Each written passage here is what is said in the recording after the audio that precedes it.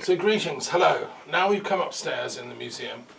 We're in the room of Calliope, who is the muse of the heroic. She was actually, according to legend, the mother of Orpheus, which is a whole legend in itself, and the mother of Hercules, in fact. She is the muse of everything that's heroic and difficult and dangerous. And so she's the epic muse, so she inspired epic poetry. Well, I've kind of slightly reworked the classifications of the muses, because what I'm saying now, to be truly epic and heroic, you have to sort out politics, the chaos of politics, because political leaders haven't got a clue, many of them, and they're stumbling in like the blind leading the blind, leading us into wars, often not necessarily knowing they're doing so. So political science is what you'll find in this room. I used to teach political science at the University of London and Oxford. I studied political science at the University of London. I was a student for part of my degree at the London School of Economics and Political Science, which is Britain's main centre for that. In Paris we have Sciences Po, which is political science, where people go and learn this stuff. And, you know, we need to rethink political science is where I'm coming from. So I've also, because my family were more on the left, and my mother was particularly interested in Marxism, I took a vow when she died I would do a commentary on Das Kapital to honour her memory. And it's been very interesting. I've spent a few years on this. It's not finished yet. And I've gone through every line of sections of Das Kapital. I don't have long enough life to do the whole thing and everything else I'm doing. But I've picked out the key things, and I've discovered a fatal flaw in Marx's work, which I wish my mother was still here we could talk about. I have to wait to the Heavenly Library. Marx was a genius and left a big imprint, but as an intellectual he made one fatal error. He was writing about how capital is caused by industrialization and technology.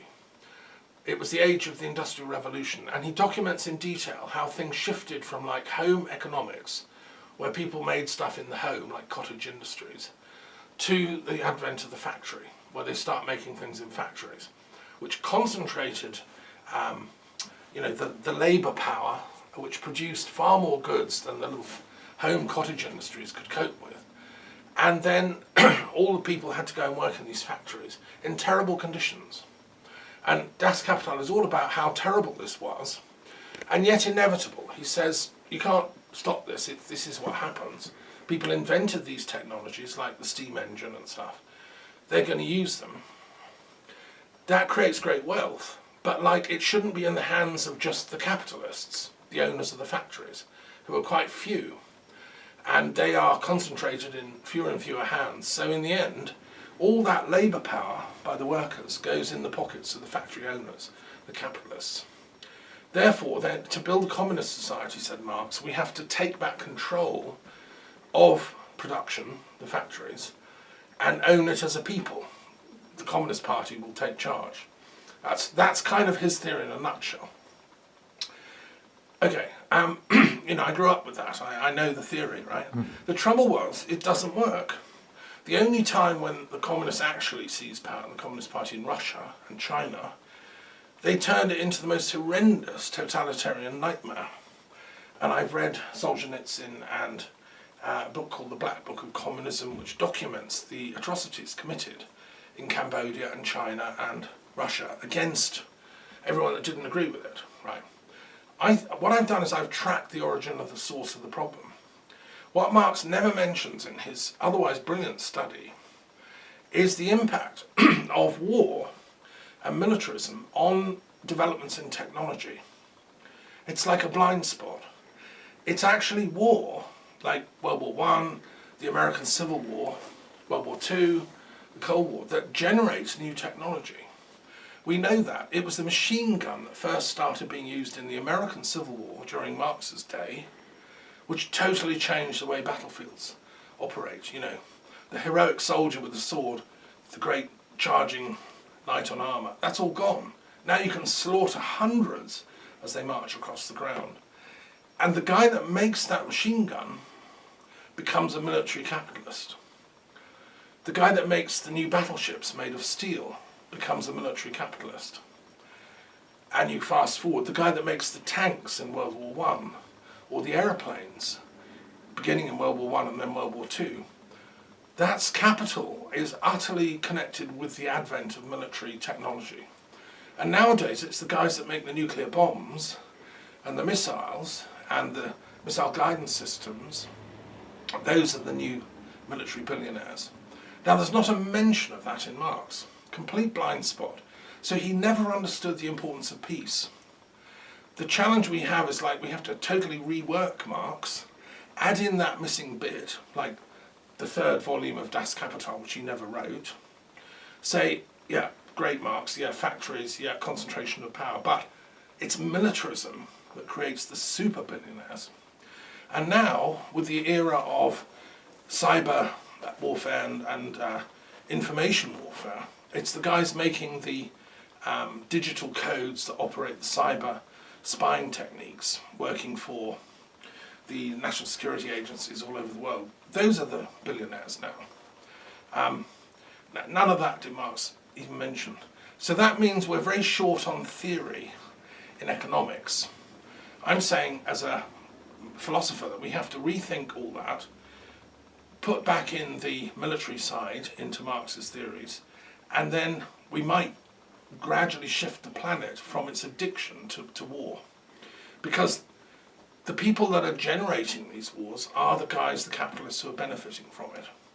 You know, whether they're in Russia or China or India or Britain.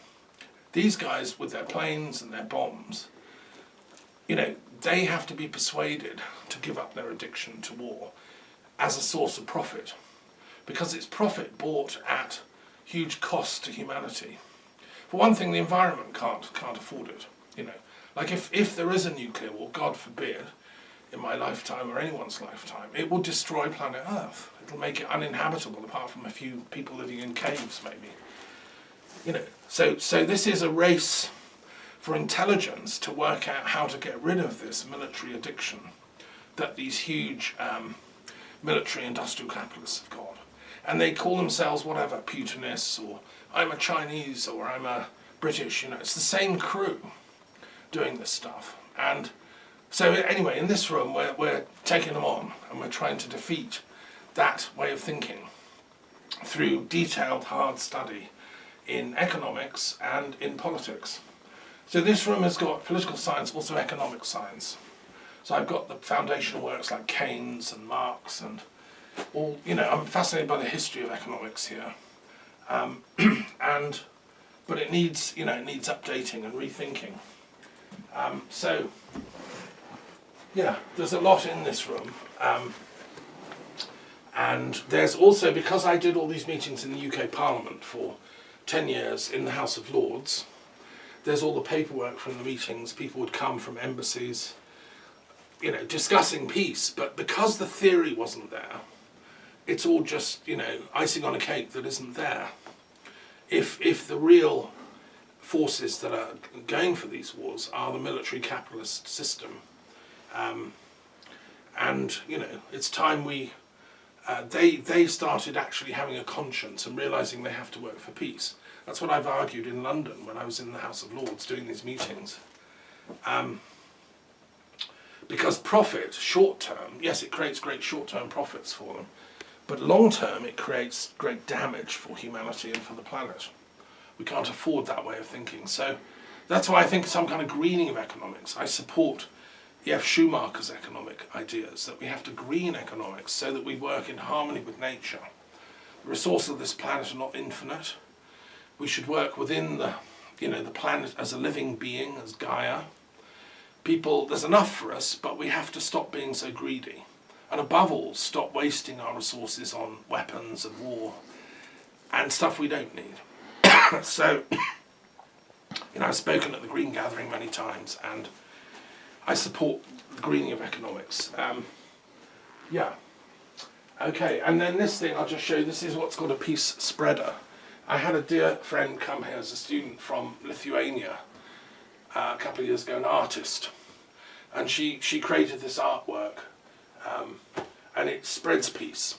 She felt my message ought to be spread more. So this is the peace spreader, which works as a magical thing. If you come here as a visitor, you can hang a sacred stone or a rock from it or a feather, and spread this message, because I think that peace is the message we should be listening to in our time.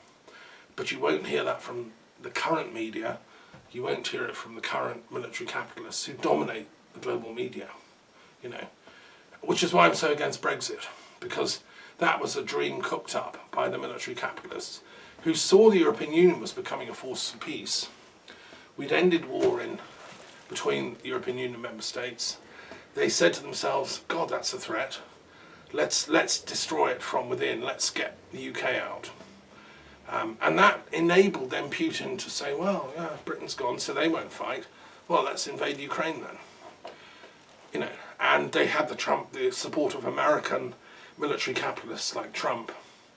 So I've documented all this. The files, the evidence is all there in my books and in the archives in this room. And we have to take these people on, and it's an educational job, We need to re-inform these people. If I lived in Moscow, I'd be organising meetings in the parliament in Russia.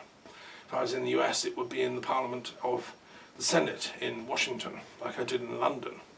We, the people, have to start actually eyeballing these people taking decisions on our behalf and tell them to start taking decisions ethically and on behalf of humanity and the planet as a whole.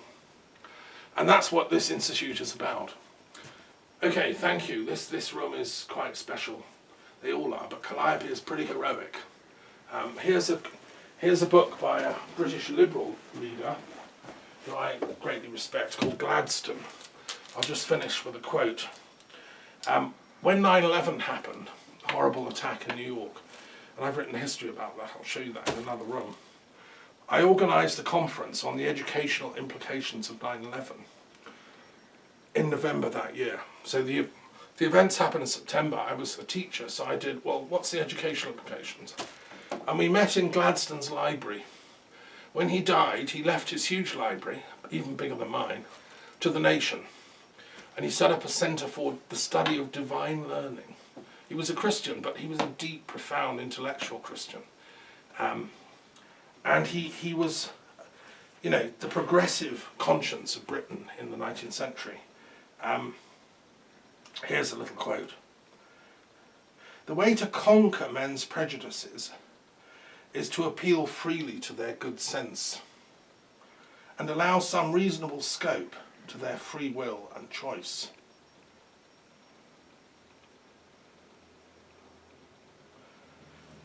The freedom we claim, and don't forget he's a liberal, as am I, intellectually, as was Hegel and Kant, and it's the Enlightenment tradition here.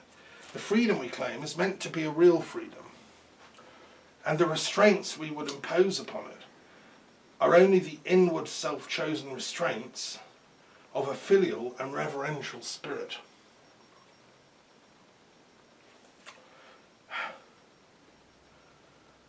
So, he was a philosopher who ended up as a statesman. And also, if you study him, he was a friend of Schliemann, the great archaeologist from Germany who discovered Troy.